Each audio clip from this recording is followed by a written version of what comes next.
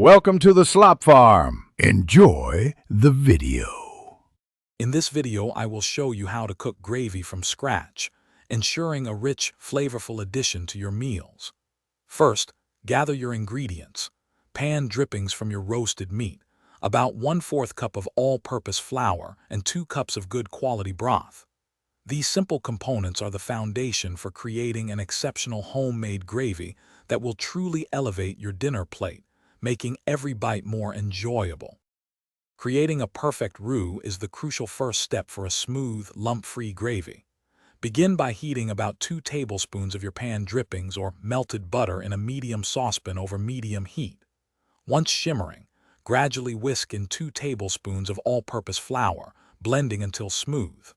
Continue cooking this mixture, stirring constantly for 1 to 2 minutes. This develops a light, nutty aroma and slightly golden color, essential for our gravy's base. Now it's time to add your liquid, which will transform the roux into a luscious gravy.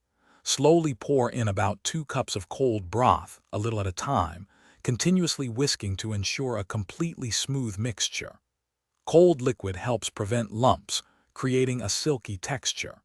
Continue whisking as you bring the gravy to a gentle simmer.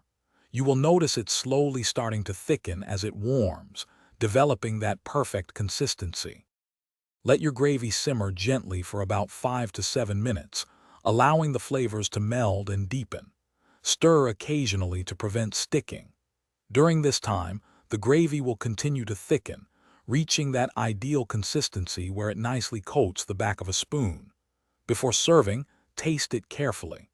This is your chance to adjust the seasoning. Add a pinch more salt or a few grinds of fresh black pepper to achieve your desired flavor profile. Thanks for watching. Consider subscribing if we helped you today.